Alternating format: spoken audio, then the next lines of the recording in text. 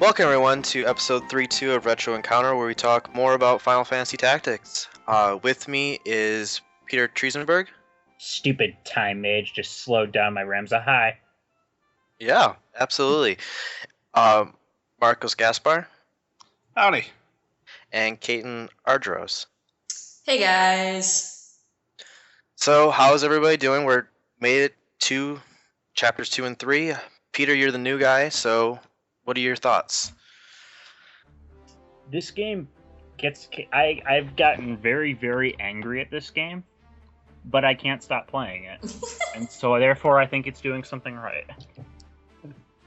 Yeah, that's like the most honest thing to say about Tactics.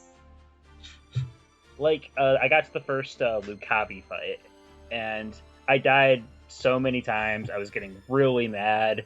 So I took a step back, came back like an hour later, positioned my units in such a way that I got him to come down the stairs, got him in the corner, and then just fried him with magic, and it felt so good.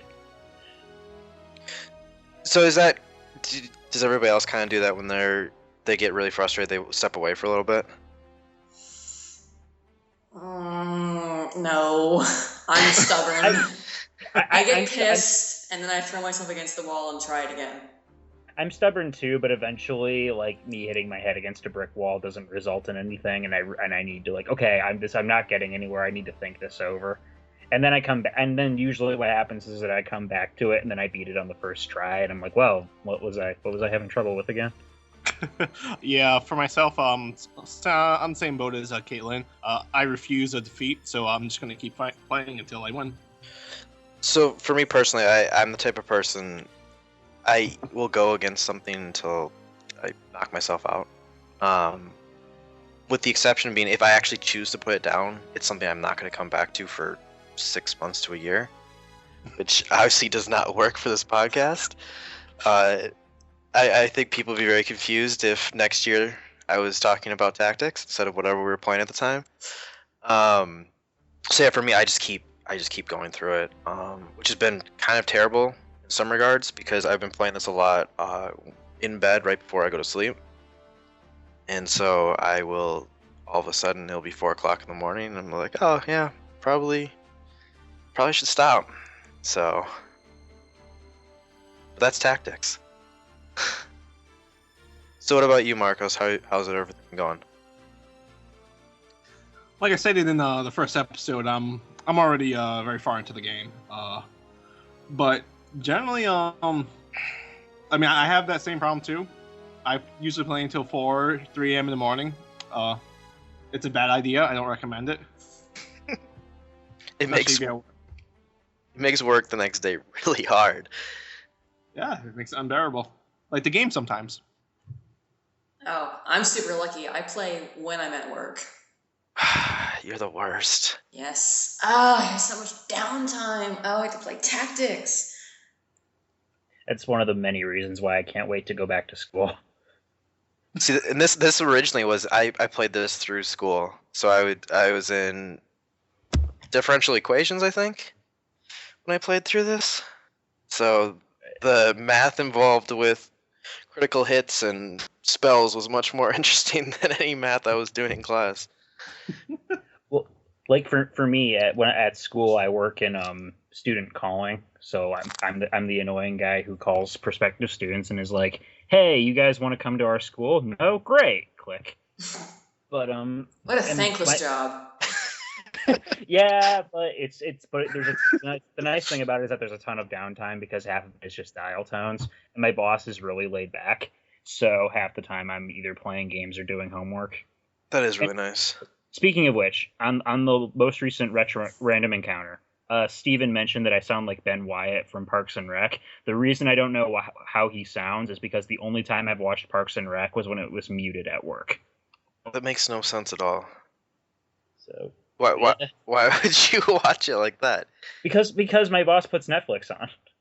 That just seems like the worst punishment. Like, hey, here's this really hilarious show. We're gonna have it on the background, but you're not gonna hear a single joke. I mean, I'm not complaining because I've thanks to this, I've watched more New Girl than I ever wanted to do in my life. Was it muted New Girl though? So I'm not sure if that counts. I only was looking at Zoe Deschanel and crew and not hearing them, and reading their. You don't have to dialogue. hear how she sings every word that she speaks. And on that note, Caitlin, what are you thinking of the game? What do you think of Zoe Deschanel? What? No, not Zoe Deschanel. I am thinking that I'm still getting my butt kicked in fights that I have played a bunch of times, and I'm having to wrap my head around new ways to get past them. I think I approached some fights pretty underleveled because I was trying to blast through the story, and it doesn't always work that well. Certain fights, like the last fight in Orban, I had to try a couple times because I was getting one-shotted. But having said that, I think one of the things I love about this game is that you don't necessarily have to be on par with the story battles to own them, to beat them. There's so many different ways to use your skills that you could be under-leveled and still be fine. You could be over-leveled and still have a challenge. And the random battles can be just as annoying as the story ones. So I'm on the exact opposite spectrum of that. I'm super over leveled. I think I finished chapter 1 and I was like level 26. I basically just move back and forth between two places until it does a random encounter, and then I cheat and put it on AI on Berserk, and I have my people grind out. See, that's interesting. reminds- That's What level interesting. should- I never use the AI in this game, ever. It's really terrible. I bet. It makes the worst decisions. Just like the enemies sometimes. No, the enemies are still smarter. I think the AI in tactics, at least for the enemies, literally cheats because it can see when certain things are going to land and you can't. Well, what about the AI for guest characters that you have to protect? Like Mustadio, if you choose to protect him, or Rafa in like the last story mission where you lose if they die, but they go suicidal and they put themselves right in the middle of a bunch of guys and you can't get to them. And it's dude! I wouldn't be surprised if that was an intentional design decision. Yeah, I think it kind of was. As stupid as Wait. that sounds. People normally don't throw themselves into Death's hand. Well, because they do such a good job with, I can never pronounce her name, Olivia? Ovelia? Sure, yeah. Sorry, I can't. At this point, we're like, what, 9 episodes deep? Everybody understands I can't pronounce anything.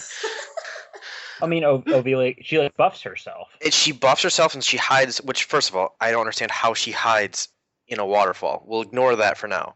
But she's really smart. She gets out of there, she buffs herself, nobody can touch her, she is safe and fine. So, based off of that, whether or not that's just kind of like almost a glitch for that battle specifically, I feel like they're smart enough to understand I should run away. And knowing how there's 4 or 5 presets, it's defender, healer, berserker, and coward.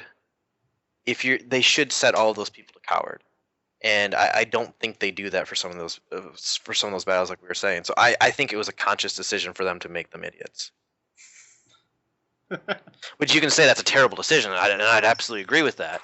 But I do think it was a design decision.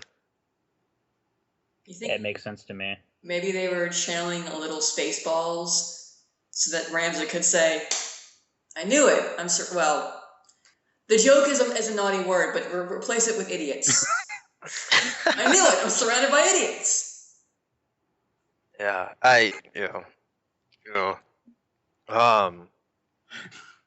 So kind of we're getting back to where our first initial thoughts. And I'm not doing this to be controversial. I am not overly enjoying my playthrough this time. Oh. Yeah. That's a shame. So Why? all of you who laughed at me on the last podcast when I said I have chosen never to return to this so it wouldn't get tarnished, screw you guys.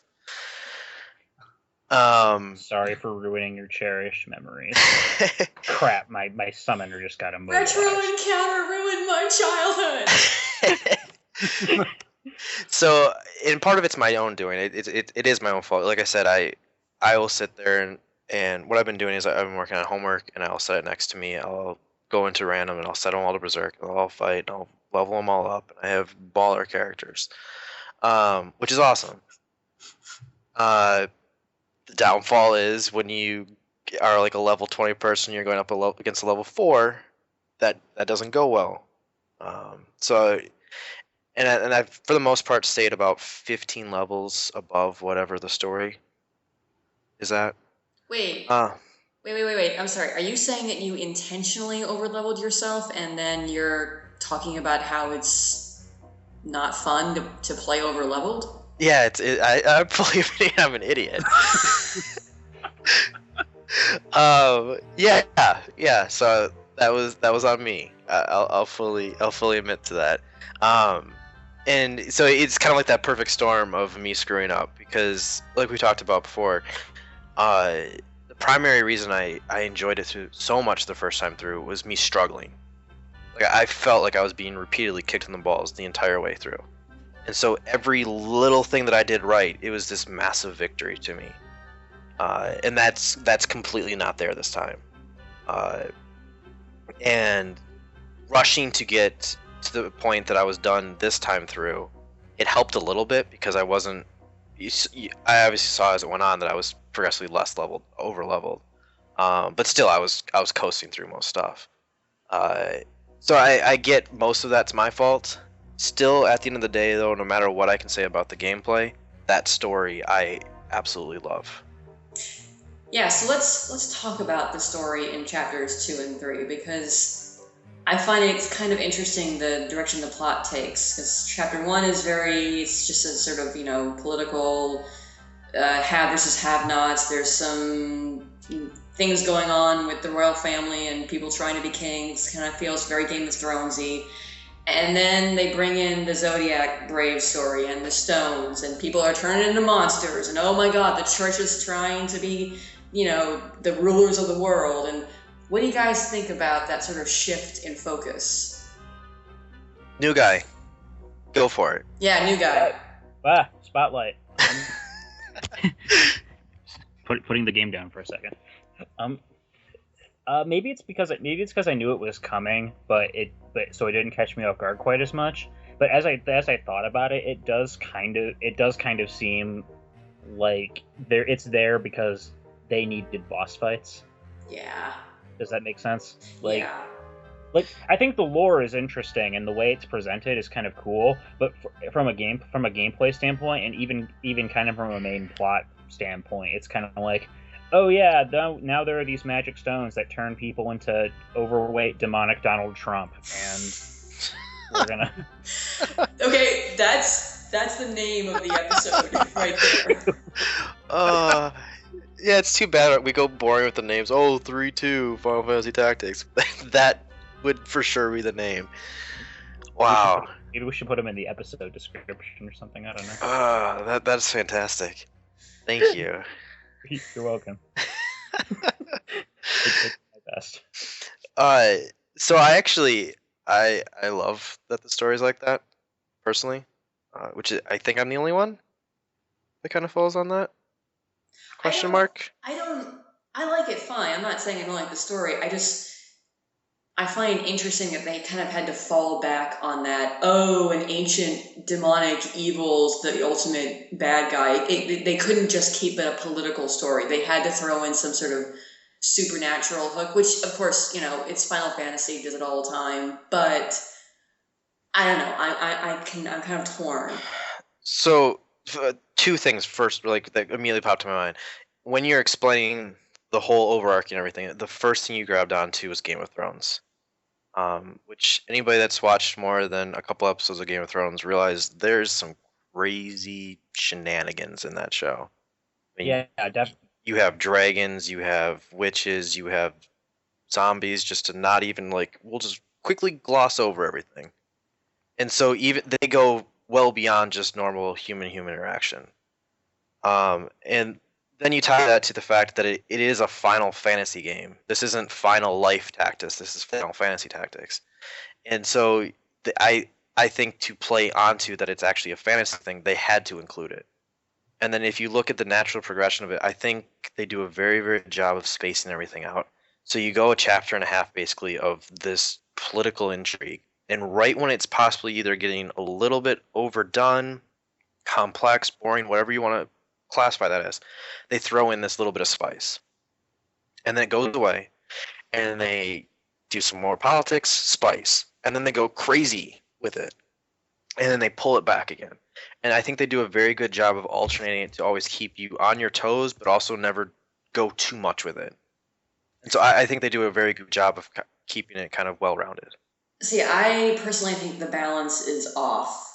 Because once you lose Ovelia, all the politicking stuff becomes side scenes that you're not involved in.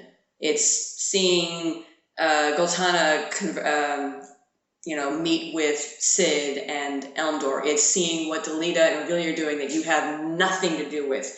Once you lose Ovelia and once Alma gets kidnapped, Ramza's goal is full-blown rescue Alma, take down these church mofos, and stop the Zodiac Brave stuff. It doesn't really ever, your perspective as the main character doesn't really ever shift back to the political side of things. In that respect, it's kind of like Final Fantasy XII a bit, where a lot of the political stuff is happening in the background with Vayne and the others, whereas Vaughn and company are more on the whole save the world, get the from the evil empire, get the magic thing storyline. I know. It's almost like they were made, or part of them were made by the same guy. I know, right? I wonder. Crazy. And again, I like that. I like that. He's the main character, but he's not the hero per se. He's not the main person in the world. There's so much more going on, and a lot of times, I feel like just in games as a whole, or stories, movies, anything. Whoever you're having that perspective from, the whole world revolves around this person. And I like feeling that I'm a player in it, but I'm not the player. Oh, for sure. And yeah, if we're going to keep making the Game of Thrones comparisons, that's another thing that series does really well. And Final Fantasy Tactics doesn't have nearly so many viewpoints being thrown around, but it does a similarly good job with both Ramza and Delita, I think. Yeah, what is your? I know that you know sort of what's going on. I know the general played. I don't know details. Okay, so what is your opinion of Delita and what's he doing and what is his end goals? Because it's all very nebulous at this point. Well, I don't like his voice actor, but like I think his voice actor is worse than Ramza's, and he gets more spoken dialogue. Oh, really? I can't stand Ramza's voice actor. I have no problem with either of them. I just want to point that out. I think I have to mention, Delita is voiced by Robin Atkin Downs, who, like, for instance, if you've played any of the recent Metal Gear Solid games, he's Miller. So Miller. But I agree, he does sound, a lot of them sound hammy here and bad. To be full spoiler, is he still Miller when he was Liquid? I don't know. Okay, we'll just keep moving on. I'm not past the true Metal Gear Solid fan. I don't know off the top of my head. I'm ashamed. Does anyone know everything that's going on in that series? I actually think I'm pretty damn close. Yeah. I wasn't meaning to sound snarky there. I'm curious. It's not one of the best traits of mine. But did you play Metal Gear Rising? Yeah, I did. That game was awesome. I've played all those games. I'm extremely excited for the Phantom Pain. I pre-ordered all of those and I get them the first day and I play them that first day. So, yeah. But getting on task with Delita, I think he provides a really interesting foil to Ramza's character in that Ramza is kind of he's an idealist who finds himself embroiled in the world's conflicts, and thus far he's stuck to his guns.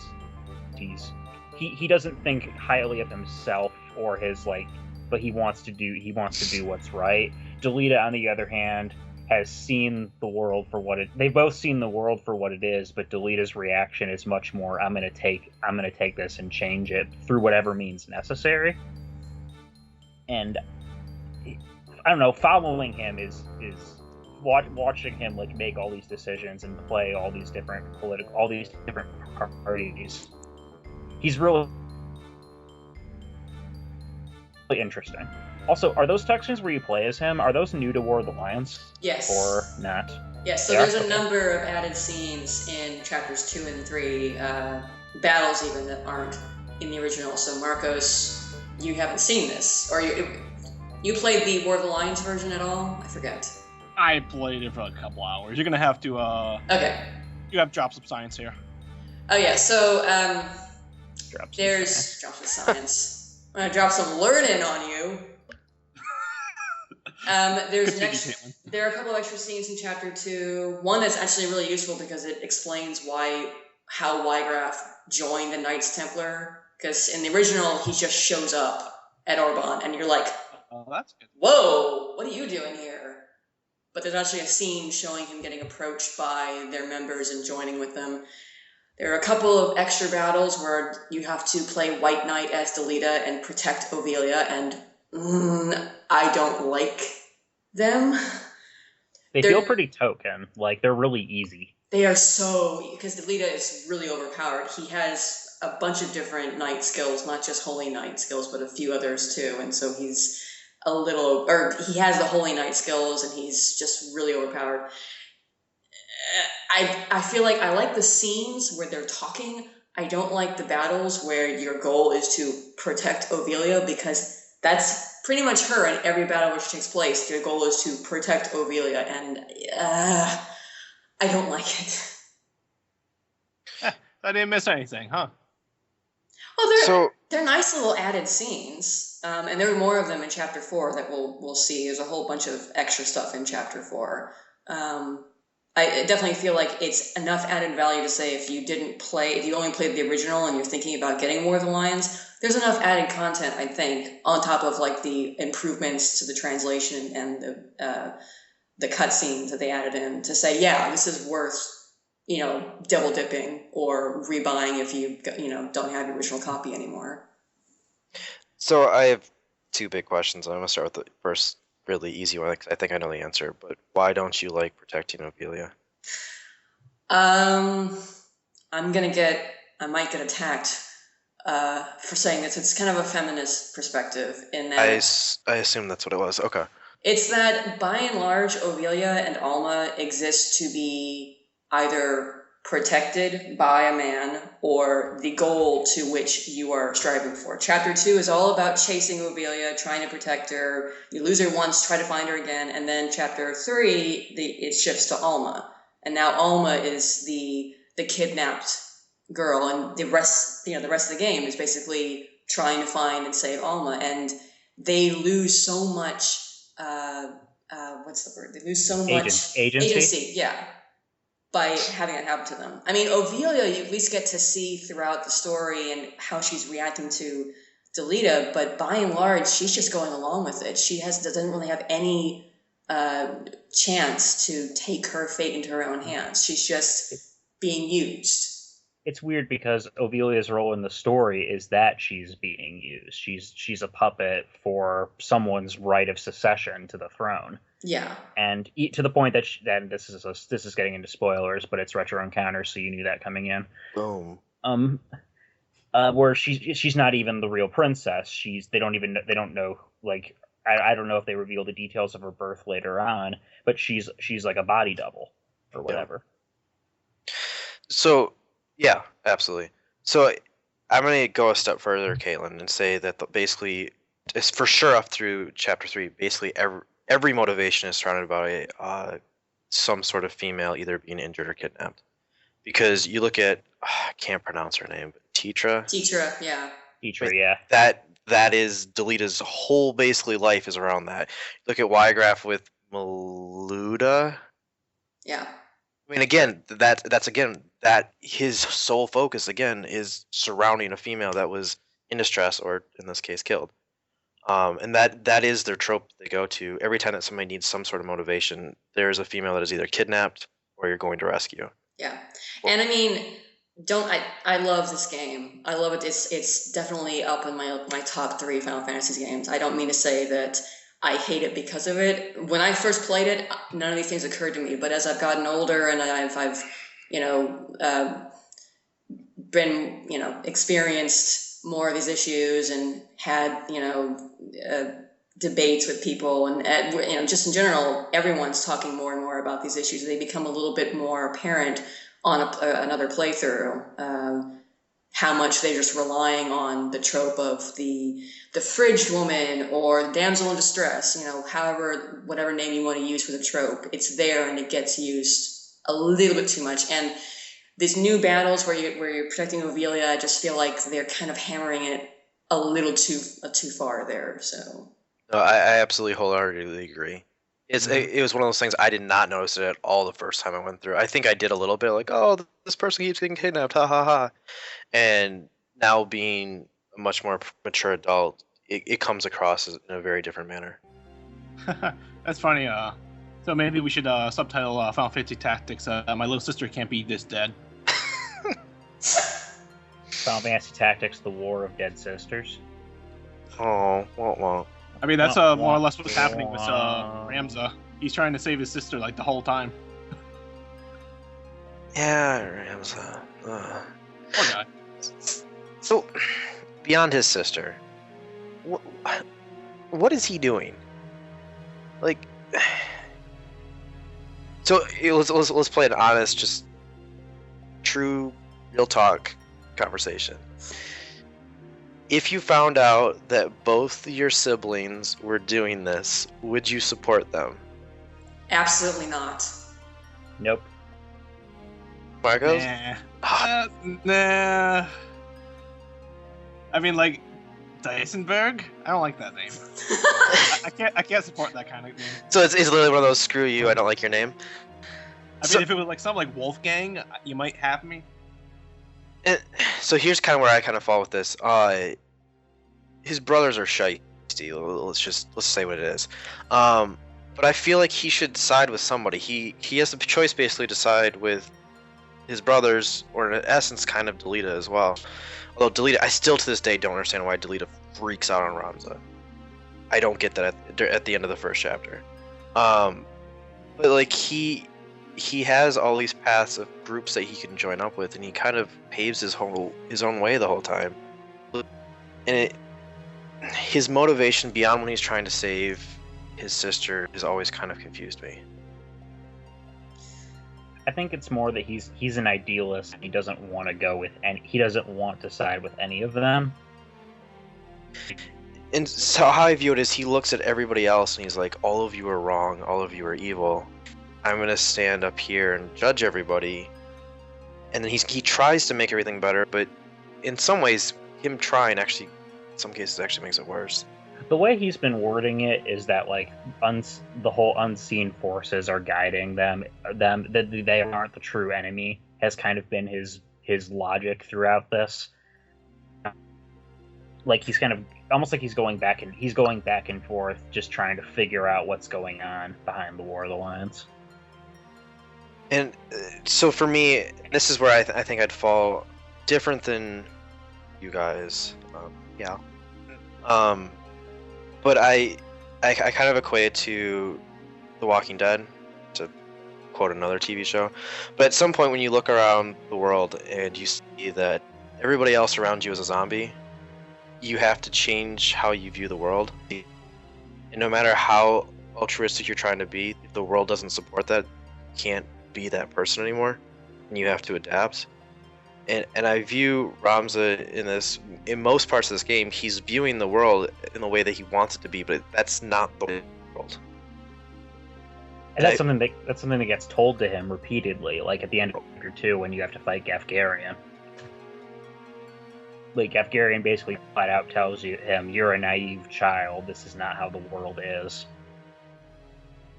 And that even the beginning of chapter 2 with Gafgarian, like that repeatedly, it just kind of looks at it as like you're making in real life the right decision, but in like morals and values, ethics, you're making the right decision, but you're not making the right decision, I think, for the world that you live in. But maybe that's kind of the point of his character, is that he's like the just man in an unjust world. No, I absolutely agree. Yeah, he is the player character. He's not always Ramza. You can name him whatever you want. So he is in a lot of ways meant to be the avatar. He has his own point of view. You can't necessarily always, treat him like a Persona protagonist, but he does. Social link. That would be an interesting crossover. There would be Persona and Tactics. I would play that. Yeah. Yeah, absolutely. Shoots himself with the mithril gun. I like that. I mean, I think to a certain extent, Ramza, again, tropes falls into that he's the player, he's the hero, he's supposed to be this sort of naive, idealistic character, because we have to have a hero that we root for, and more cynical, underhanded characters like his brothers, like Gafgarian, aren't necessarily rootable. I mean, we may like those characters. I think Dice Star is one of the best villains in the Final Fantasy series just because of how underhanded he is and doing all kinds of crap behind the scenes. But would I root for him? No. I can root for Ramza because he has the right idea at heart, even if he doesn't quite realize that the world doesn't work that way. That's what I like about Ramza. He has this like childlike innocence about him to make the right decisions. Like he hasn't been tainted, even though like he's kind of an idiot, like, or more just he's ignorant towards like the world and how it really works. So he's not I guess influenced by that kind of immorality. That's why he's able to make decisions that he does, because he hasn't I guess made it himself, and that I guess that comes with the whole being used kind of deal. Why Delita like broke off with Ramza because he felt he was being used or whatever. Right. And that's also kind of how Delita ends up using Ramza. To a degree. Yes, I find that's a nice little irony that they slipped into there between Ramza and Delita. Delita being so... I mean, the point of contention at the end of Chapter 1 was all about the haves using the have-nots, and then what does Delita turn around and do? He starts using people left and right, including his supposed best friend. Ultimately, I think one of my favorite things about the game as a whole is how the two of them foil off each other. Yes. It is absolutely brilliant. That time and time again, when I see little scenes, that is my favorite part. So. Yeah, for sure. So moving on to kind of, you guys mentioned the team. I know everybody wants to know, how are you building your super team? So I just finished doing Steven's monk build. So Ramza is a double punching, blade grasping, unkillable, one shot everything monster at this point. And I'm curious to see how long that's going to last, but it does feel kind of good. So my team right now, and this might also explain why this is going so poorly for me, and by poorly I mean fantastic. I'm using only generic people, and all 5 of them are they're either ninja with brawler, or they're dual wielding monks, and I am destroying life. And so I roll with basically all 5 of them like that, and then I will, when I want to get up a class, I'm slowly alternating around and just picking up kind of side things. I'm actually pretty close to Ramza being a Dark Knight. Oh man, I'm still so far away. He's mastered Knight, and I've gotten him a couple levels up on Black Mage, but I'm having to field entire parties of monks and thieves to get him spillover JP to get those classes up, because I can't do it normally. It won't happen. I'm already at chapter 4. It's not going to happen. Aw. But Argyros it's fine, because Argyros will be my, super awesome, kill everything, and can never die person. So that's Ivalice is great. I have not used her at all. That's my goal for the next podcast, is to get her all the way up. I liked, Caitlin, how you kind of explained how to build her. Yes, should I reiterate my recipe for an awesome badass Argyros? Yeah, sure. Go ahead. So basically, I give her. She learns all her Holy Knight skills. The end idea is that she'll be on Holy Knight once I have all the other classes where I want them. Get her move +2 from Spief. Get her dual wield from Ninja. Train her in Samurai skills, so she has all the draw out skills. Give her, Blade Grasp or Counter or something useful as a counter skill. And then turn her back into Holy Knight. She gets Orlando's Excalibur and Meliadul's Save the Queen. You give her the accessory that I think you steal from Meliadul, which gives her a permanent Regen re-raise. So she has haste, she has protect, she has Regen re-raise, and she has 2 very powerful Knight Swords. She can buff people, she can attack from a range, whole different things. She becomes a monster, a beast. That's my recipe for the best Argyros of all time. That's great. Aside from my super monk, the rest of my party is story characters, summoners, and dragoons. Okay. Summoners. That's interesting. I hate the summoner class. Yeah. Really? Yeah. God, I love them. They're like the black magic, because I have one who specializes in time magic, one who specializes in black magic as their like subcategory. But then summons are the only their attacks that don't hit their area of effect attacks that don't hit your own guys. So I don't know. I think they're really useful. If you punch somebody in the back, it doesn't hit anybody on your team either.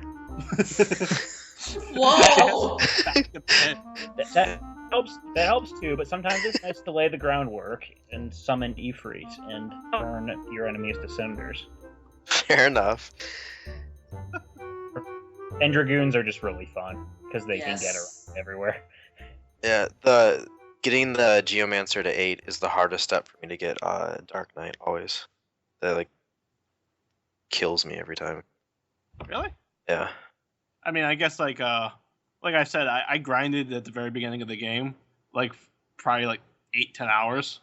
I guess I just have the patience to do that without really thinking about it.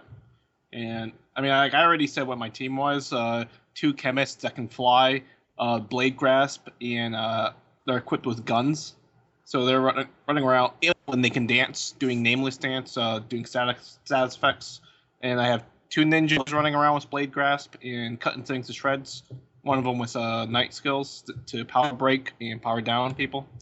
And Ramses, my ninja thief, to go steal armor and weapons before anyone can make use of them.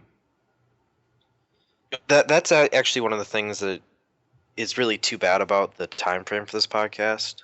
'Cause I do remember when I first went through this, there was just elements of the game I didn't understand or I didn't fully respect, I guess. And the idea as a knight to run different things, as a thief to steal things, it is legitimately something I do not do. And I didn't do it the first time, so I didn't understand. It didn't cross my mind, and this time I just don't have the time for it. I never use knight skills myself. I'd only use thief skills to steal rare equipment in story battles that I had to have.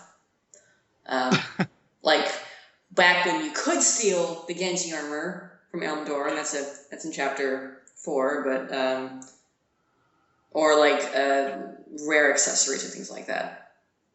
Yeah, it's funny because I think about the assassins fight, right on the top of that castle. You know what's really funny? Like I said, in the previous podcast, one of my ninjas had ignore height, and I ended the battle in the first round. I jumped over the top of the tower, went behind one of the assassins, and nailed it for 320. I hate you. I was like, I don't want this armor. I don't want this trouble. Rafa's going to get herself killed, so I better end this now. I had to do that fight 3 times because the first 2 times the exact same thing happened. She was stupid and attacked one of them, got stopped, and then she died before any one of my team got a move. And I hate that fight. When I first played that fight, no, that was the same thing. I was like, Rafa, what are you doing? Stop running towards them. Run towards me. Well, apparently a pro tip is to unequip armor on your people, make them, naked so that the assassins will go after your guys and you have enough time to kill them before they kill Rafa. So, I hate that fight. Yes, I knew just to go into with ignore height and just double chop one of them in the back. Well, speaking of that, the fight before it is also really difficult. And yes. I'd always heard, back when I'd even been playing it, that you could basically make Ramza speed himself up so that he gets like a bunch of different turns before Wygraph can move. And I'd never done it before. I did it for this podcast. I did the Tailwind trick for this podcast to experience it, and also because I tried it normally the first time and got my ass whooped. So it's fantastic, isn't it? I do Tailwind and First Strike on everything. It's like, oh, this feels so good. I felt like I was cheating, though. It's so... Now you understand what... That perfectly sums up why I'm frustrated about things. I'm succeeding. I'm doing too good of a job. This game has an inverse difficulty curve. It starts off ludicrously difficult, and then, like, by the midpoint, you have the tools to make yourself a god among men. Yeah, you just destroy. You just wreck through everything. I am literally almost on that fight right now, actually. I have to kills. I'm looking forward to getting live reactions. We'll see if I can make it in time right now. Play faster, jeez. You can't skip anything in this game. Like, I want like an option to fast forward everyone's slowed down spell animations. So, okay, complete side note, kind of, not really. Like on the boards and everybody's talking about having separate save files. Are you guys actually doing that? Yes. Yes. Yeah. I mean, I know from past experience where there are series of 3 battles with no chance to back out, like Orban and Rio Veins, so I always make sure I have a save before I go there.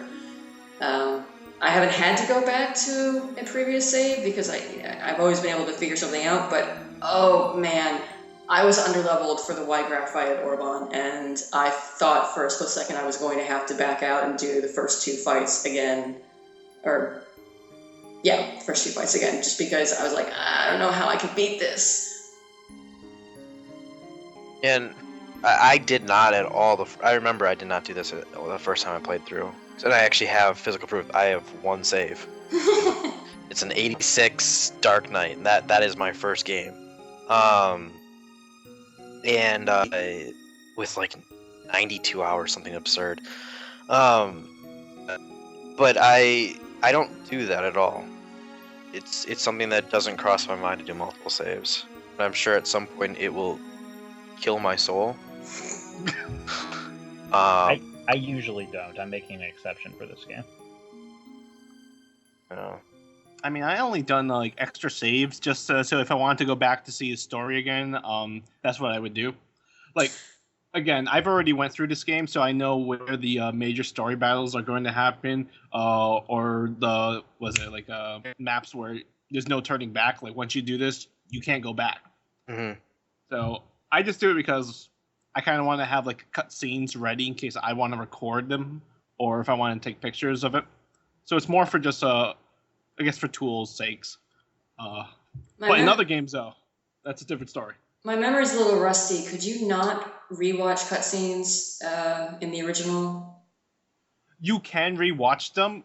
Granted, like there's other things that I would have liked to do, like whether it's like side quests or I don't know, just play better.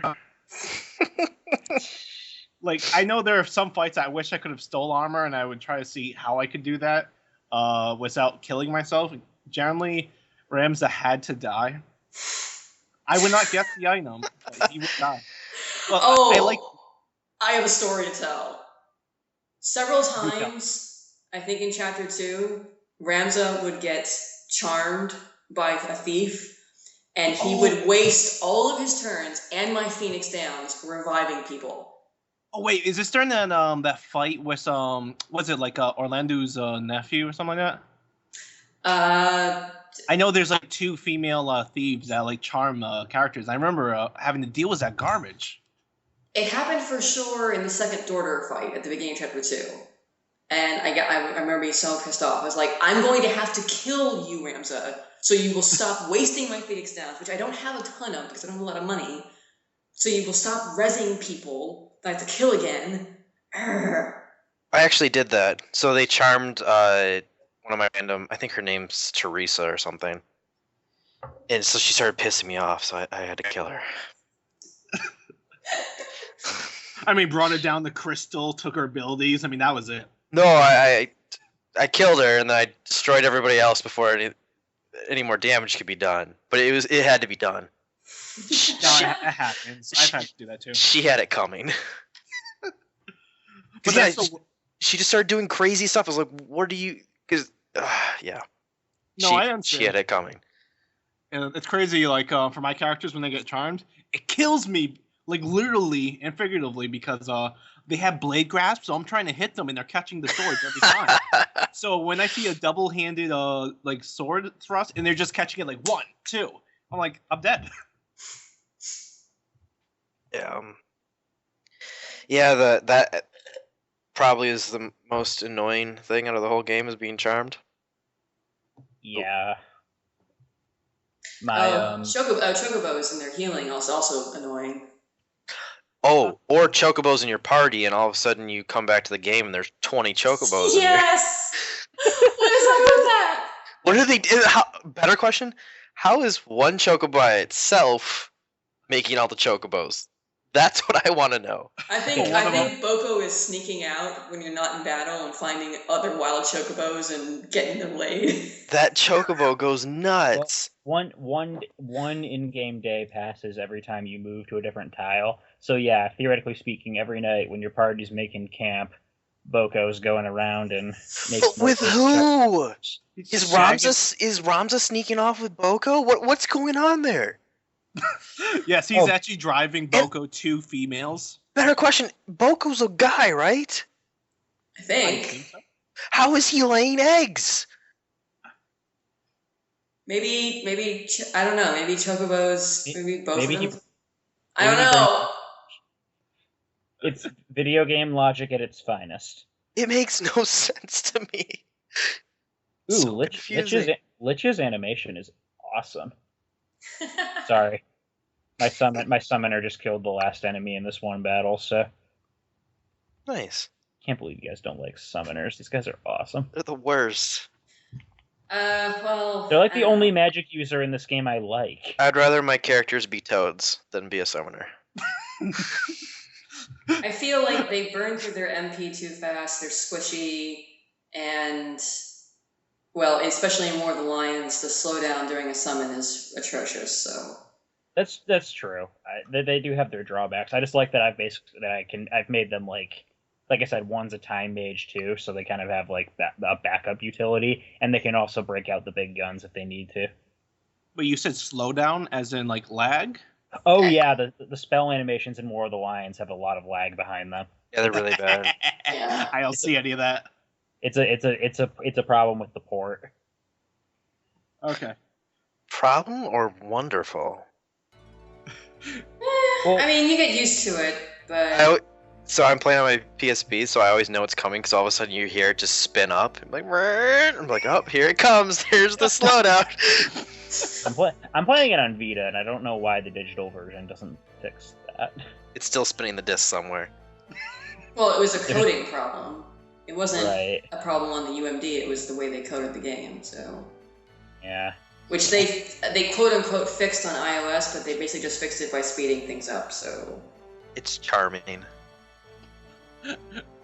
Yeah, that's what it is. well, speaking I of mean- Chocobos, I have one of every color in my party, but I never use them. Does one of them have Choco Meteor? I think the red ones do. Oh, I love that move. So, Am I a bad person for kicking Chocobos out of my party?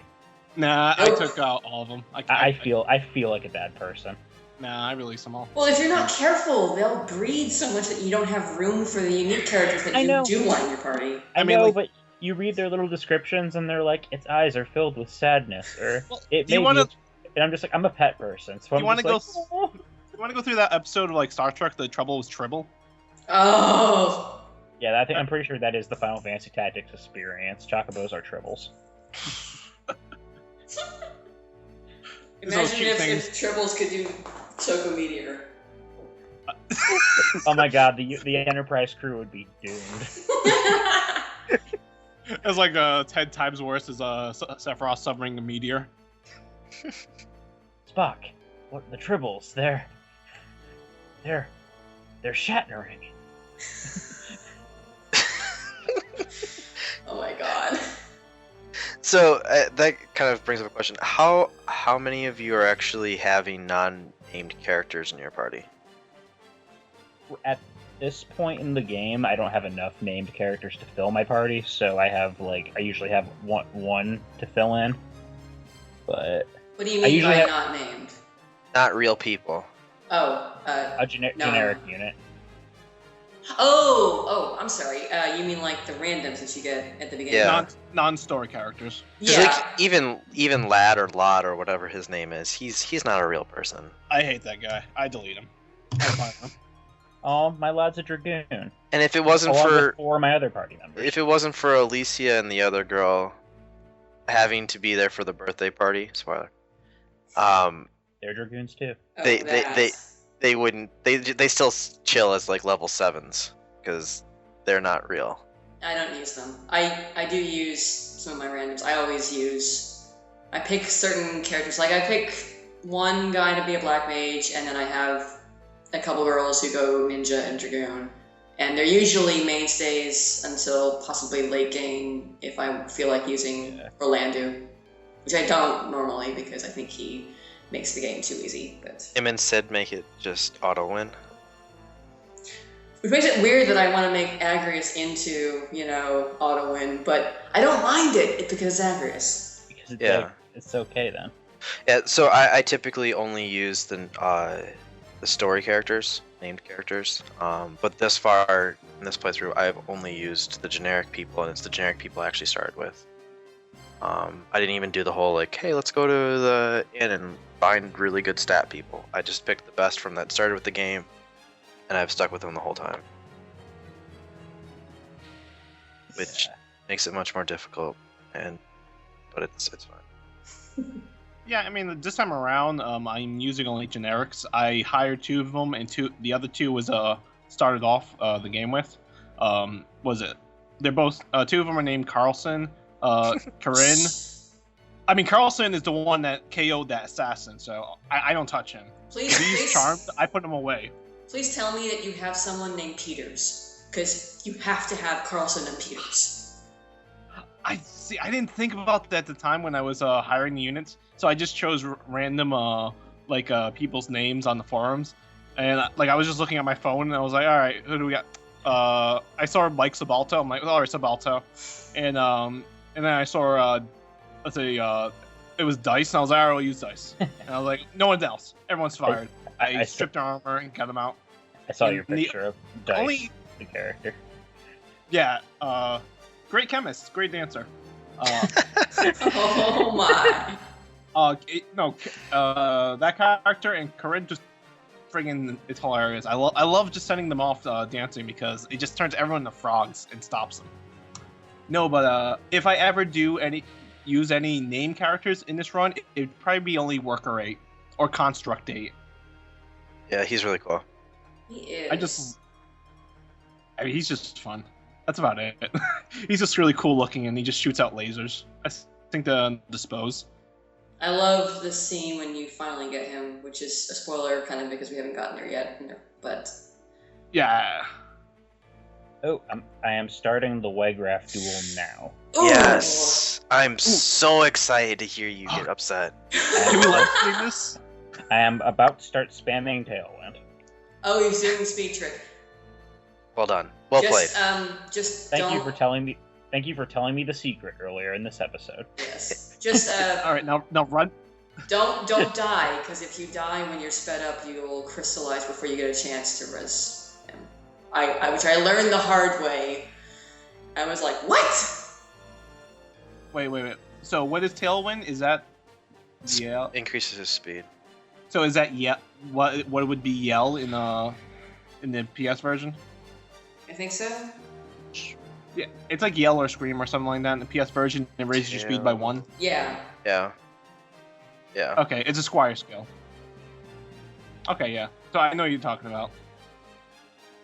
That's good. I mean, I'm a little excited. I kind of want to live stream this. Live stream from a Vita. Yeah, sure. So while we're talking about tricks, and it sounds like nobody did do this. Did anybody do the Toad cheat to get your levels all the way up? Toad No. cheat? What's that? So you cast Toad on everything, and so that you basically do no damage, and so you then just attack as Toads.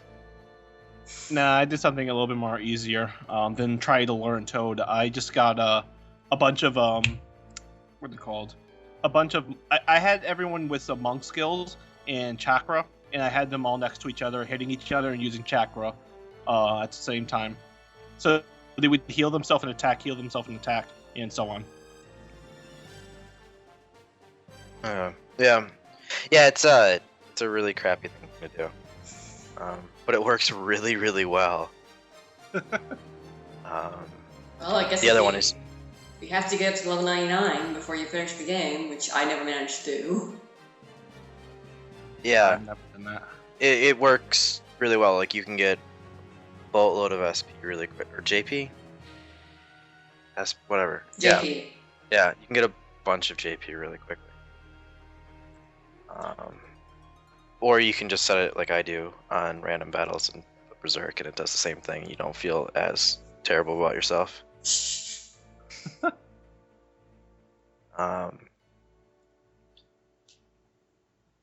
How's the battle going, Peter? Oh well, how do you get out of range with this guy?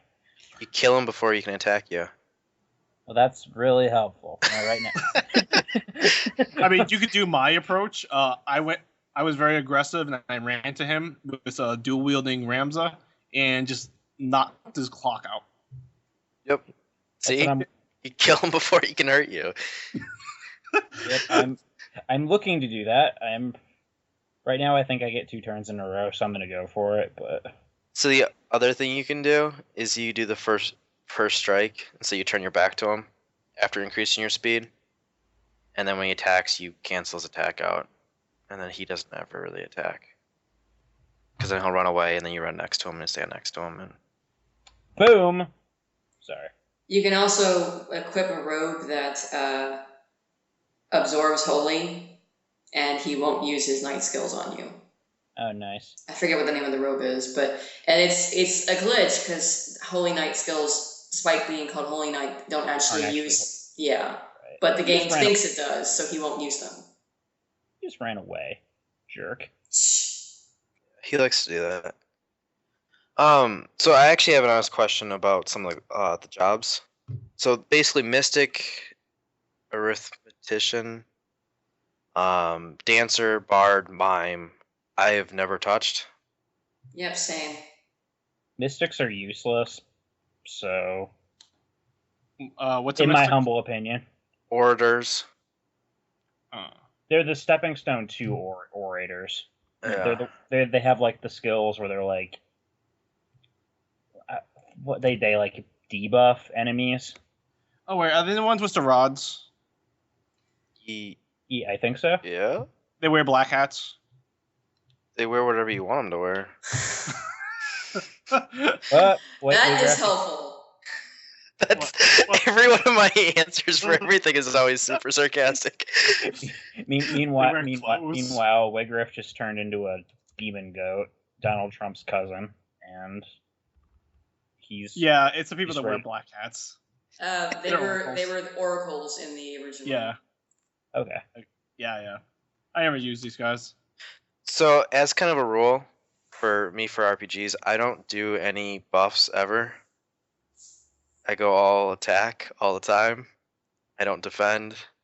I don't slow down. So for a lot of these, like kind of for the chart I'm looking at, the whole right side, or like basically the chemistry, with the exception of Black Mage, I don't touch any of that. Whereas everything on, for me again, left side, where you go through the Squire, the Knights, you go through Monks, Ninjas, all of those, since they're actually action jobs, I find those much more interesting. I tend to be the same. I definitely do chemistry and black mage. And white mage can be useful, but I find mage healers less than helpful in a lot of the game. So I don't tend to specialize in them. Most of my people are on the left side, on the physical side of things. I don't know. Magic can be helpful in certain circumstances, and it's really overpowered in the first half of the game when you don't have access to the higher classes. But I usually find that by the time I can have dragoons and ninjas and samurai out there, they're doing just as much damage, possibly faster because they don't have cast times. And items, everyone by this point in my crew has access to like at least high potion or X potion and Phoenix down. So healing is not really an issue. Right. That's how it is for me too. And then, I mean, most of the time I'm ending the battle before I have to do that anyway. So even if somebody goes down, I'm able to still kind of dominate before they're going to turn into a crystal. Yeah. But on the few times that it does become an issue, they run away and they have such good range they can get away from everything. And then they're either doing chakra, which basically doesn't heal at all. It's not even worthwhile, but it's enough, or they're throwing some sort of potion. Are you doing any sort of like the life font or auto potions? No, I do not usually touch those skills. I don't find, to me personally, the movement section I exclusively reserve for move +1 or move +2, or if I want to have a treasure hunter in the bonus dungeon area, I use that. But otherwise, I don't tend to use that slot for anything.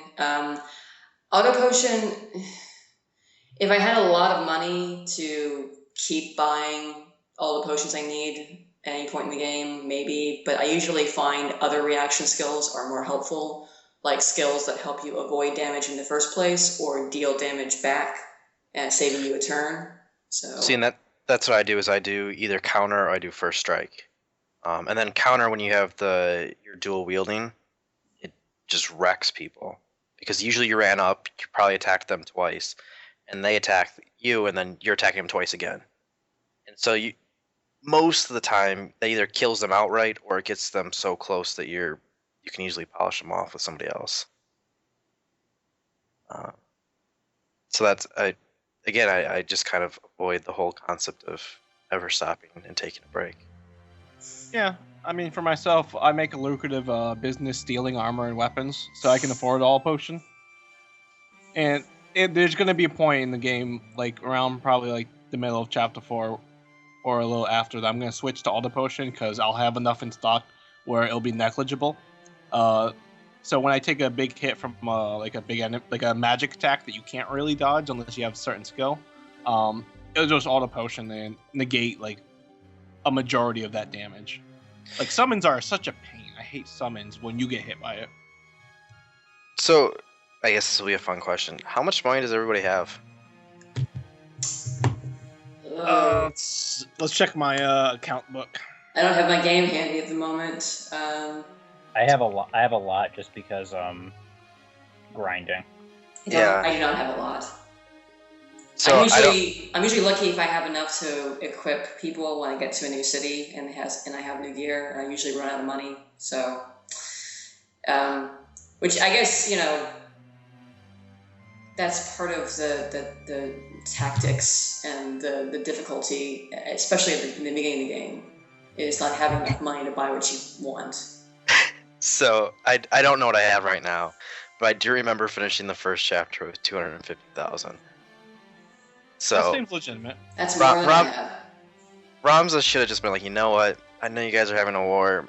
I'm gonna go on a vacation, buy like a beach house. Let me know when the battle's over. I'll come back, hang out, go to the party together. Start using slangs that doesn't exist in that era, like tubular dude. Yeah, ye thee when you done vath battleth, calleth me from my beacheth house. We doeth partieth. Yeah, something like that. Sounds legit. I mean, I didn't know you were speaking, Josh. For a second, I thought I was listening to Ramza. Yeah, so really Peter just turned his game up, but sure. I'll take credit for that. Was he saying that to Ygraph? Yeah. And then he just kind of screamed in his goat voice back. Well, Graph is going full demon goat on me right now, and I don't like it. Yeah. You haven't gotten angry yet, though, which is kind of disappointing. If I die here, then I'll get angry, which is probably going to happen because my summoner's dead. So I'm gonna want to reset. Well, the first mistake was bringing a summoner to a real fight. Hush you. Oh, fighting gloves. We just got done with the Final Fantasy X podcast, and I used the summoner in that too. So I don't want to hear none of that crap. I didn't use her in that either. Well, that's your mistake. Well, sort of related to the money issue or money question, are you guys running many errands? Oh. No Yes. way. No? No way. Yeah, I actually do run errands because that's how most of my generics get leveled up. Yeah, it's a good way to get job points on characters, especially if you don't want to run them through actual battles. But some of them are hit or miss. Like, I got him. Congrats. First try. Nice. That is Congratulations. Yay. Nice. That's one of the hardest battles in the game. So Marcos, you did not sound like you were happy about that at all. That was like the most forced congratulations ever. It's the ending of You did good. It was like congratulations. Screw you. well, come on. He wanted to hear Peter, like get frustrated and die. So I wanted like to feed so off, many of us have done. I wanted to feed off his despair. Oh, that was fantastic. Well, that's awesome. Congratulations. Yeah, no, really, it's impressive. In all honesty, if there was going to be a point during the game that you would have quit, that was probably going to be it. Okay, sweet. Well, good to know I'm past that point of no return. Now you have to finish it. There are more points. Shh. I was trying to make him feel better. It's okay. I'm telling it to people straight. If we ever do that Parasite Eve podcast, you'll probably hear me rage then, because the final boss of that game pissed me off. So you're already claiming that you're not going to beat the game before we do a podcast? Oh no! That? I'll beat the game. I'm just going to spend 3 hours on the final boss and get really angry. Ugh, that fight's not fun. Isn't the whole game like 10 hours? Yeah, so. So that's where the rest of the game goes. Compared It takes to this like 5 game. hours to get to the final boss, and the rest of it is fighting it. Yeah, but to answer your question, Caitlin, no, I do not run errands. I just found out. I think I ran a couple the first time through the first time I played. And this time I looked at it, I was like, I'd just rather just fight things out. And so I skipped it, and I found out there's a lot of gear that you can get for your characters that you can't buy yet. So it actually helps you kind of in the combat process. Yeah, that's pretty good. So that was a little disappointing to find out. Not that it really matters, but Are you talking about gear?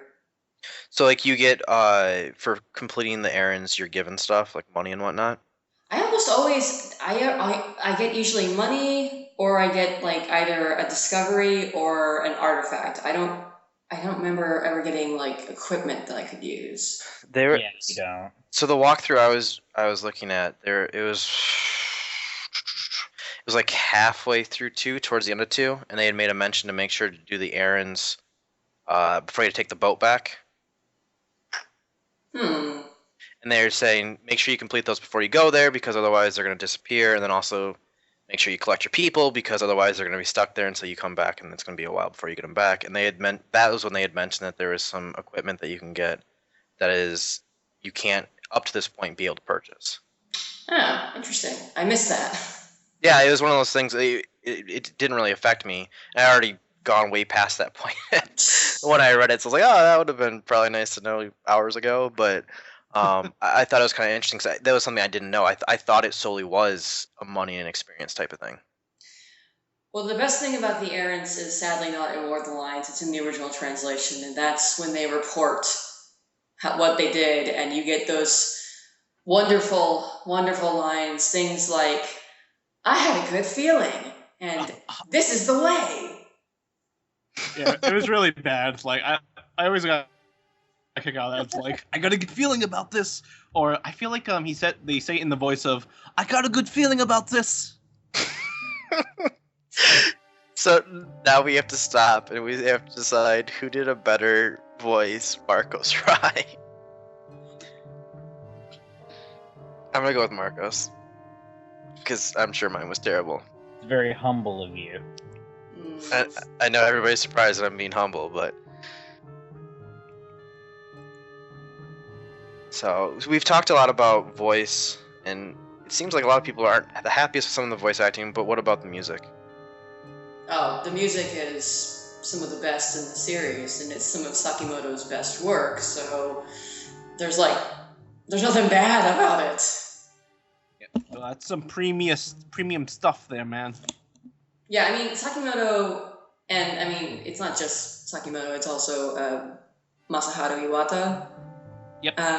But both of them are really excellent on the soundtrack, and, I love Sakimoto for being, he loves to use theme in all soundtracks, and you can hear all of the different themes throughout so many different pieces. The main theme gets used in some of the, big story battles. There's lots of little things, little nods to certain riffs throughout it's a great way to create a cohesive soundtrack that really kind of makes you feel like you're in a place. It makes Ivalice feel more like an actual place that has its own kind of background and history, musical style. So, it's one of my favorite soundtracks in the series. I know this is probably not everybody else's favorite song, but the save screen is probably my favorite song in the game. It's relaxing. It makes you feel good because you just almost got killed and now you can save. So you're kind of relating it to like Resident Evil, that room, like the safe room? Yeah, just like that. Yeah, I can see that. Oh, I made it. You made it. You're safe. I like the soundtrack. My only gripe is that, and this is mainly my fault because of how much.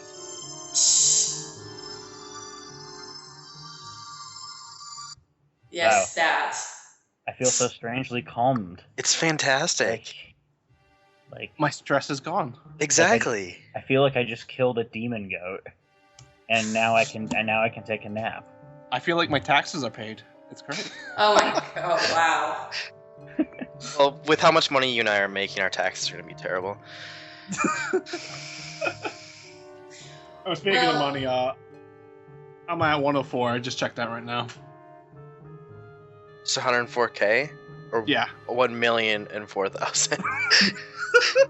No, 104,000. What were you gonna say, Caitlin? I was going to say that another thing that's interesting about the music is with War of the Lions and the cutscenes, most of them aren't using like the original music, they're using piano arrangements. Like back in chapter 1, the playing scene with Delita is a piano version of his theme, and there's a scene with Ovelia and Delita, which he's using, at least part of it is a piano version of her theme, and I thought that was a nice, classy way to use the cues, the original music, but make it feel new and different and not just rehash the original soundtrack. Yeah, that's nice. Cute. So, I was gonna say first, real quick. The only thing I don't like is some of the battle themes, and that's only because I hear that in random battles you hear the same song so many times. Right. But that's mostly my fault. And then there's some battle music that I wish would play more often, like the first battle in Dorter in chapter 1. which is seriously one of the most epic sounding pieces on the soundtrack. And I don't Wait, remember which one if is that? As Can you in, sing like, it for us? oh, You just went straight sing. You didn't even say hum. You just Can went to I- sing. No, can you sing it? how can I sing it? There aren't any lyrics. Sing, brothers. Sing. Vocalize the notes. Make up your own words. Oh. No. Freestyle. Ramza is my favorite. Squire and Ivalice. What? Peter officially has had the best moments of the podcast, hands down.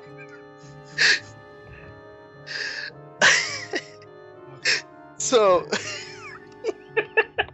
It's I don't even know hard what to go to say from now.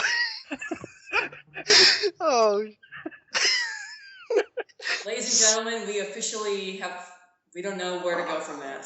so, I'm sorry, everyone. so, I killed Retro Encounter.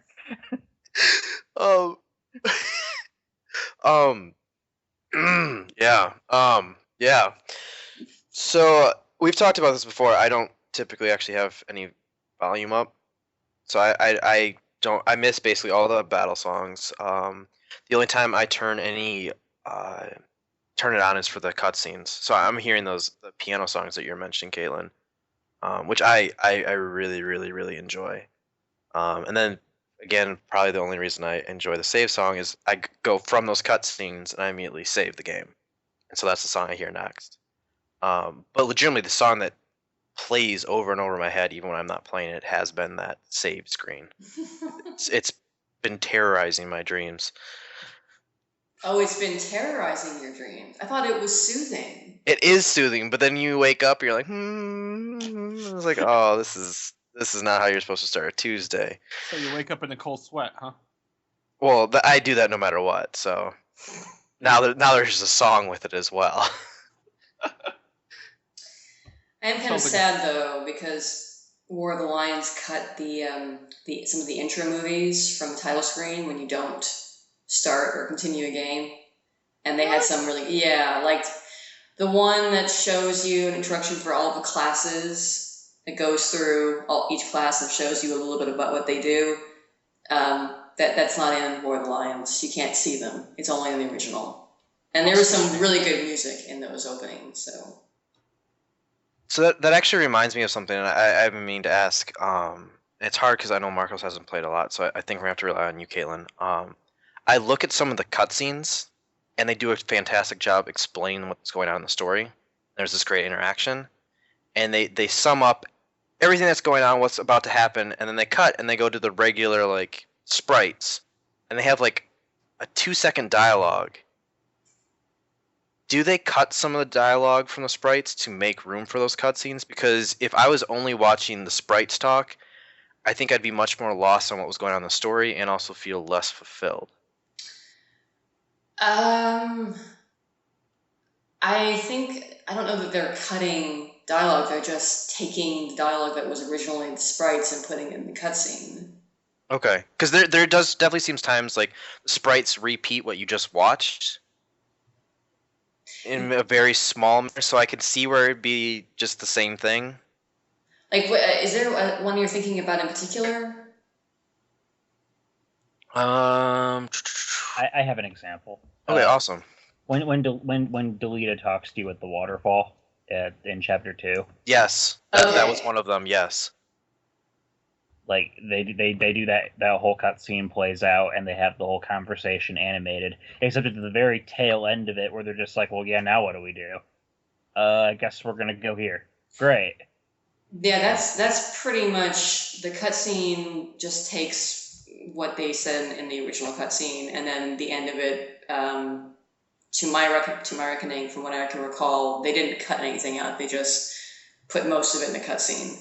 Okay, I just wanted to make sure that a lot of the gist of the conversation for the cutscenes were present in the original game, because that would actually, in my mind, really hurt the original if it didn't have some of these interactions present.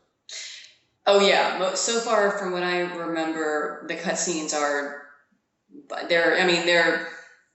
it's a new translation, so it's not always easy to do a one-to-one comparison, but they're getting the basic gist of it. Like, back in chapter 1 with the reed playing scene, Delia talks about he couldn't be a general if he willed it hard enough. But that is in the original scene. Okay. Yeah, because there's times that like you'll have these, which still the cutscenes are amazing. They're absolutely gorgeous. So well animated. Yeah. But you'll have these really good back and forths, and they'll cut to the sprites and be like, "Yeah, so we should go." Like, "Yeah, let's go." And then it cuts to black, and it's like, I really hope that wasn't what they talked about in the original, because that'd be really disappointing. So okay, good. That makes me feel a lot better. Because still, I've ruined it for myself, at least thus far, with some of the combat. But it's still, I think the combat's masterful. But the story is still, I think, the #1 reason why this game is so memorable. And so any way that it's not being portrayed in the original would have kind of been disappointing for me. I feel like the new translation really helps in that avenue. Like, it's obviously a great translation just to have and to make things a bit clearer and maybe less hokey. Like, no more "I'm protecting Argyros, Geronimo," whatever that crazy stuff was. But I think it also, especially with this being set in Ivalice and it having a more serious political intrigue theme to it, the translation in War of the Lions really helps to set the story and set the location, the scene.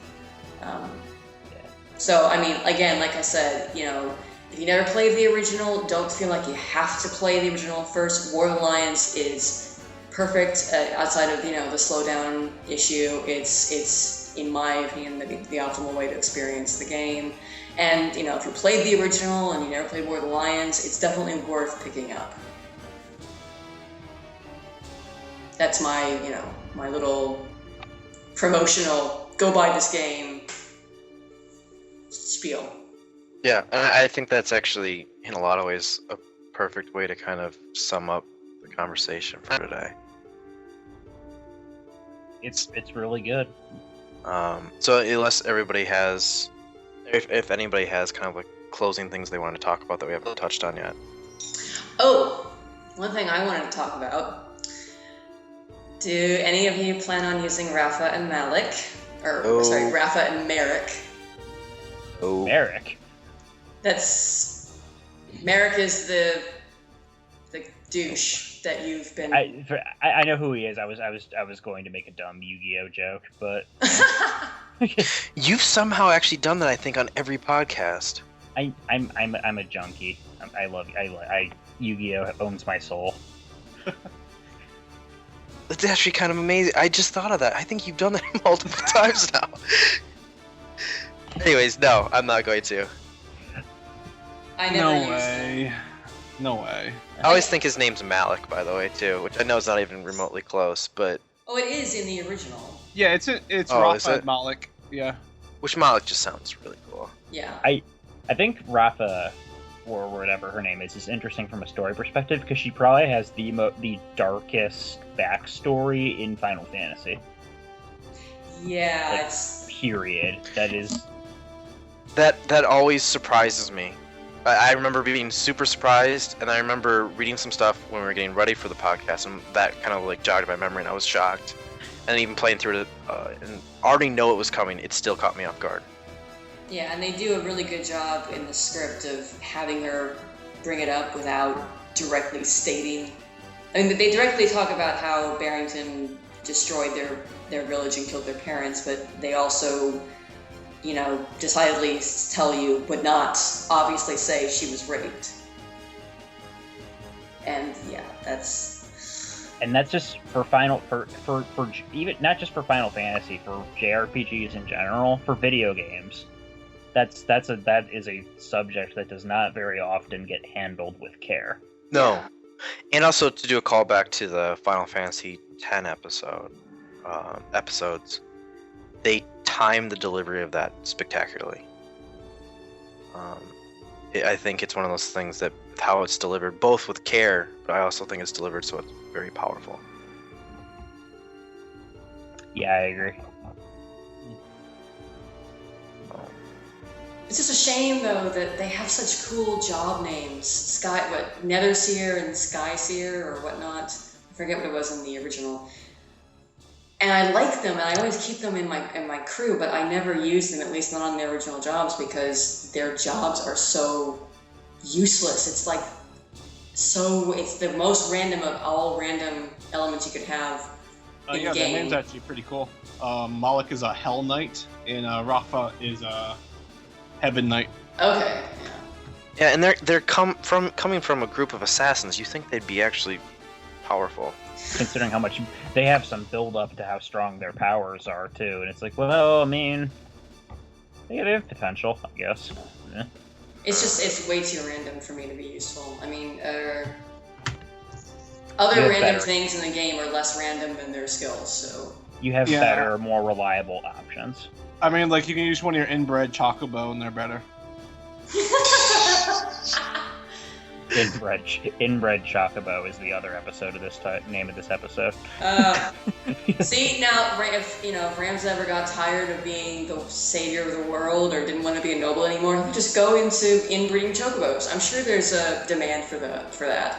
Chocobo farm? He and Cloud can team up and go farm Chocobos. I mean, like, Rams's head kind of looks like a Chocobo. What? Wait, what? He has blonde hair, kind of like he got that little spike or whatever, that little tail on top. I see what you're saying, yeah. I'm never going to unsee that. I mean, granted, the Chocobo looks like he has a slick back hair, like it's grease on it. So you're sticking with my theory that it's Ramza that's knocking up Boko. I'm not denying it. Well, say that. Oh. Well, that just took a turn. That's where we're gonna say that this conversation took a turn? You're really gonna blame me? Yes. It's all your fault, Josh. We discussed this before the show. Fine. Does anybody else have any closing ideas, thoughts? Yasumi Matsuno, please make a sequel. Like, come back to Square and... You know what? Make a sequel where you follow the actual political drama and not the demon stuff. Yeah, or that'd be just the interesting. demon stuff. Make a sequel. Nothing against Final Fantasy Tactics Advance or its fans, but make a sequel to this. Yes, please.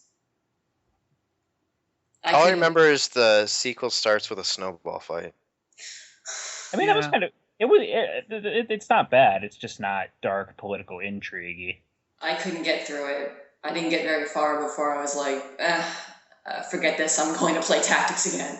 So I stopped because I actually used Luso. So Luso was really, really strong in my first playthrough. And so then to go back and have him throwing snowballs and being terrible, like, no, you were already really cool, now you're terrible. Luso's in Advance 2. I think they put him in there as like a promotional thing. Yeah. Isn't like his name Marsh or something like that? Marsh in Tactics 1, yeah. In Tactics Advance 1. Isn't Marsh Nintendo character? Marth is who you're thinking of, yeah, from Fire Emblem. Yeah, his name is Marsh. Maybe it was a bad translation. He came across Marsh at one point. I don't know. Marsha. Maybe his parents are big Fire Emblem fans. It's way too late. I'm sorry. Whenever someone says Marsh, that's what I think of as Marsha. So. Which, interestingly enough, isn't the world of Final Fantasy Tactics chronologically? It takes place after Final Fantasy 12, right?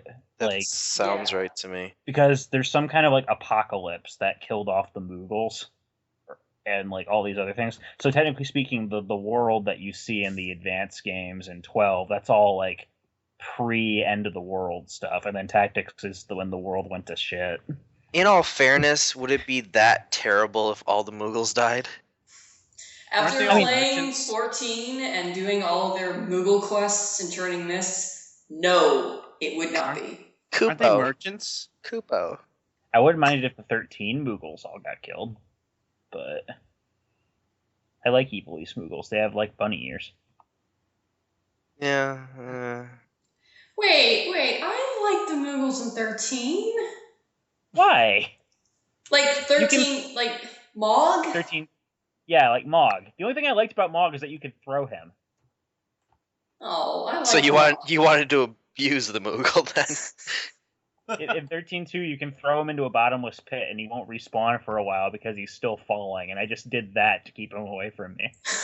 It's horrific. I just want to point out that you started off by saying that I was evil, and now this has come out. I said that you're chaotic neutral. I'm neutral evil. Let's go over. We've had inbreeding chocobos, abusing Moogles. What else have we had? Tactics the musical. Donald Trump's overweight cousin. Yes. I just want to point out that the number one concern going into the podcast was that we wouldn't swear. I don't think we have to worry about that anymore after they realize what we actually talk about. So are you telling me that swearing was a filter for this? I think swearing was cathartic for us so that we didn't get sidetracked. So everybody that's listening, expect for 3-3 just for us to be sitting here swearing, because then maybe we'll not talk about nonsense. We're gonna fill that swear jar. They're gonna have to weigh what's worse, swearing or the other things. Or it's gonna go completely to hell, and we're gonna do both. Then they really need to look out. Yeah. But obviously we don't want to talk about tactics anymore, so I want to talk slightly about tactics, but not fully about tactics. I get you. Yeah, there. Somebody followed that. So kind of with the recent announcement of Final Fantasy VII and the remake they're doing from the ground up, I kind of wanted to discuss what we'd want from that in relation to how War of the Lions was handled. Because that's the big kind of conversation piece is, are they going to stick true to its nature, or are they going to kind of dole out bits and pieces and whatnot? I don't think they're really comparable. At least because War of the Lions is, for all intents and purposes, the same game with a new translation and some added content. See, but I can see a world that they do that with 7. I don't. I can't see them doing that with 7. I can see them maybe keeping in some of the more esoteric stuff from the original game, but I have a feeling with the graphical fidelity that people are going to be expecting from this, I don't think it's going to be like War of the Lions at all. So, kind of my thought off of this was I could see them doing a realm where it's high-res everything, but you're still on your kind of, not grid, but like you're on that overhead view, but it's going to look beautiful. And then whereas like War of the Lions got that full cutscene overhaul, I could see that being where they really dump their creativeness in and rely on Advent Children and annoyingness of how they do their cutscenes. I would like them to be faithful to the original game in the 7 remake, but I can't. I'm keeping my expectations in check that they're probably gonna go crazy with it. I expect them to go crazy with it more than I expect them to stay true to the original or true to the look of the original, shall we say. I think if they went that route, if they sort of did we're going to sort of keep the viewpoint the same, but have everything just be, much more high-res and whatnot, it would disappoint people. People would say they didn't go all the way. They sort of just, did it halfway and didn't really remake it. And so, they're still putting the PC port on PS4, so there wouldn't be any reason for them to do that if they were just gonna the remake was just gonna be that with prettier graphics. Because they want people. Well, ideally, I think they want plenty of people to buy both if they're so inclined, and if there isn't enough of a distinction between them, then what's the point? So, I don't know. It's a good question to ask, though. What we saw the teaser in E3, is that going to be cutscene material, or is that going to be more indicative of potentially real-time in-game stuff? And so, kind of where my initial thought is, with War of the Lions, where I think actually it succeeds is because it is so beholden to the original. I mean, and obviously they didn't do a huge overhaul. But because they kept true to the battle system, they kept true to a lot of the aesthetics. I could very easily see with 7 them dropping in a fully new battle system. Yeah. A lot of And- people, I think, expect them to do something different. I would actually be shocked if they kept the original. I had a friend who freaked out when they said that they weren't going, because Nomura has that quote where he's like, "Oh, it would be weird if we just had the same battle system," and he was like, "Final Fantasy's dead, you know, they're not going to have ATB," and I'm like, think about what he's actually saying there. It would look weird if they just took the same battle system and slapped it in there with a new code name. Because they'd have to redo, in order to make it even look proper, you'd have to redo all the animations, and that would require you to undergo in and change all the systems at play. Like, and also, it would be weird if 13's battle system was designed in part to sort of get you to be able to do those crazy things that we saw in Advent Children. Mm-hmm. It would be weird if after doing that, and then 15 is even more real time than 13 is, that they would go back on a 7 remake and make it, you know, more active time battle-y. It would feel kind of stilted if they did it that way. No, I could see them keeping it as some form of active time, but it would be a lot flashier. Yeah. I mean, technically, 13 was active. Yeah. I guess I'm kind of expecting a variant on that system. And personally, I'm hoping that they just dispense with that and just go with turning it into like an action RPG. Oh, they did that already, and it didn't really get very good, you know, reception. I don't know. I heard that was the best game in the whole series. Which one are we talking about? Are we talking Crisis Core? I was talking about Surge of Servers. That's what I was talking about too. But then Oh. that was a weird game. That's not. I don't really consider that like a hack and slash kind of deal. Well, no, it's not a hack and slash, but it's an active action RPG, because you don't. Yeah. Just because you're shooting things doesn't make it not an action RPG. But we ignore that and focus on Crisis Core, which was actually good. Yes, Crisis Core was fantastic. It was I a good want. game. I kind of want an HD update of that because I don't own a PSP anymore. But that's either here nor there. I can see them making it an action RPG. I'm not sure I would be too thrilled if they did that, but it's probably what they're going to do. You sounded so dreaded about that. Well, I like turn-based RPGs, and so the fact that they would do that, like, I'm not against it. I'll still play it, But you know what? Well, a game or series that kind of is taking that Final Fantasy or the traditional approach they used to do, Bravely Default or just Bravely in general. Yeah, right. Like they're totally doing that. Like, which I liked that game until it became the same game twice. So my kind of thought on this, I guess, is, and it's really conflicted because I want this game to be a celebration of the original, and so with that, I would love if they investigated kind of the active battle, the traditional sense of Final Fantasy, and bring out the positives of that and make it relevant today. But on the flip side of that, I don't think turn-based really, at least for me personally, I don't think turn-based systems work on a home console. I want that kind of plotting, that sounds really terrible to say, but plotting gameplay to be on a portable.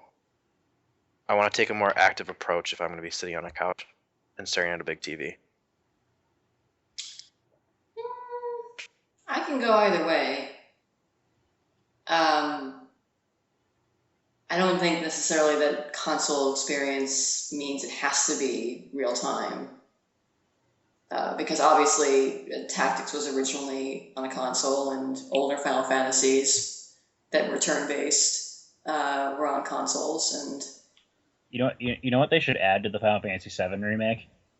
They should add in an explanation for why Cloud is in Tactics. That should be Portal. That should be a side chapter. He got lost and he ended up in a portal. Boom. it's kind of like the end of Dragon Dragoon. Like one of the endings is actually like It's the beginning of Nier. Yep, and like that's like one of the endings in Final Fantasy VII. He ends up in Ivalice. No, I slept too long.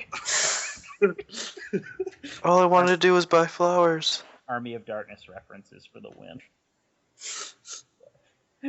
But well, I mean, hey, if they're probably gonna add references to the other compilation stuff like Crisis Core and Advent Children and all that. They might as well also add in an FF Tactics reference.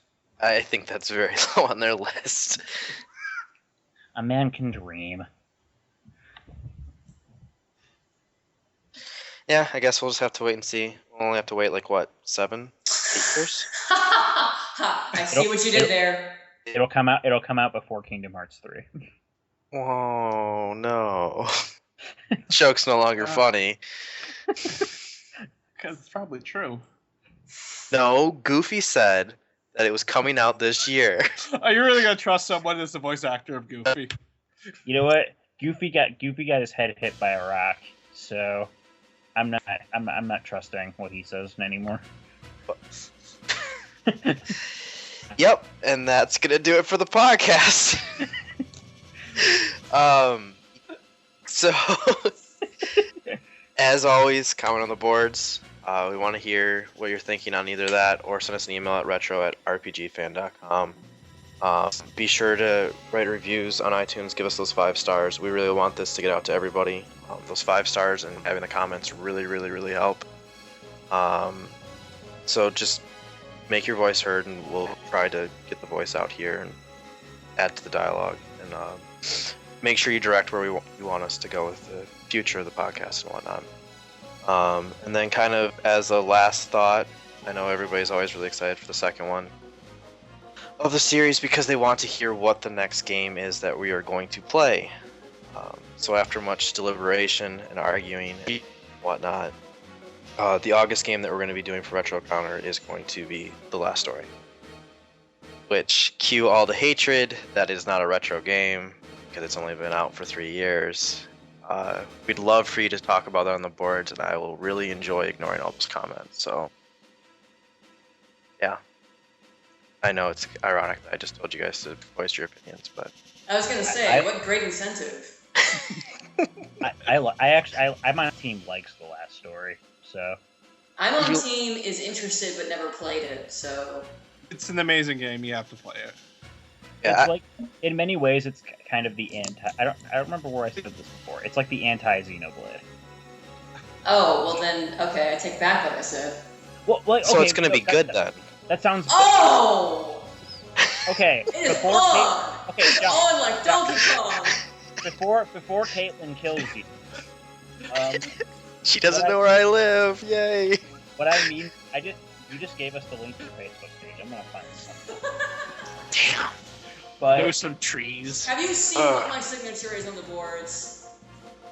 Oh, it's fine. You can have a signature from a terrible game. okay, we're gonna have this discussion later. But what I meant by that was Xenoblade is very long and very large scale and very epic in scope. Whereas The Last Story is about 20 hours long. It takes place in one city, and it's focused on a core group of characters. That's why I said it's like it's almost like a palate cleanser to Xenoblade, which I thought I related to because of the whole Operation Rainfall thing. Yeah. And I love both games, but I find them to be very interesting opposites. That whole Operation Rainfall as a whole, beyond the quality of the games, just historically is very, very interesting.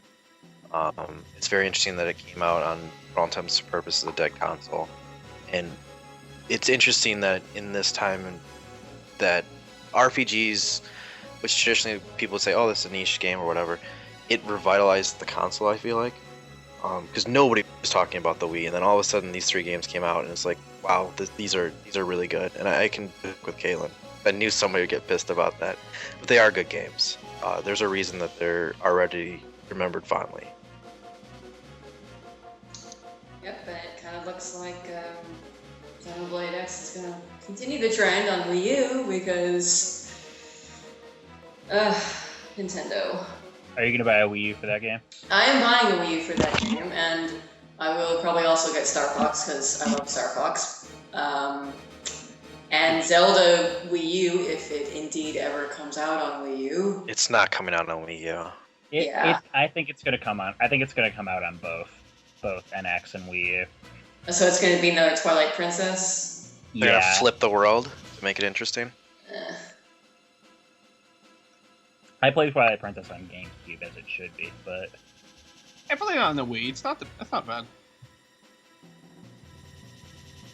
I just don't think I could go back because the mirrored world would screw me up. Yeah. Well, if we ever play that on Retro Encounter, that will certainly be a point of discussion. That mean I'd have to finish the Zelda game then.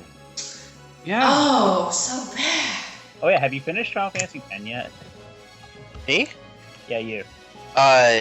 So the only games I play is whatever we're talking about on the podcast. Okay, so that's a no. No. I did play more after the podcast. I got much deeper in it. Same thoughts I had throughout the whole thing, though. It didn't really change my opinion. And if anything, it made me stronger. Have a stronger negative feeling about the ending and how they kind of retcon everything. I gotcha. So. Okay. Yeah, I was just curious. Yeah. These long games to get through in a month. So Yeah, I hear you. We mentioned that on the boards when it came to Trails and our first attempts to get through a game for the show kind of burned Steven out. I know, and the fact that Steven does everything for the site because he's amazing. Yeah, so that's another thing that I think is really exciting about the last story. It's really one of those things that if anybody is playing along with us, it's something that everybody can get through relatively easy, no matter what your schedule is, which will be nice because it seems like a lot of times, both the people on the podcast, we get to various different lengths, and then also I feel like a lot of times the people that are listening finish up when we're halfway through the next game. So hopefully we can get everybody on the same page for that. Please look forward to it. Yeah, so get excited for that. Get excited to finish Tactics. We'll have another podcast wrapping up everything in the coming weeks, so it's all good things. So everybody, that is it. Bye, guys. Bye. Adios.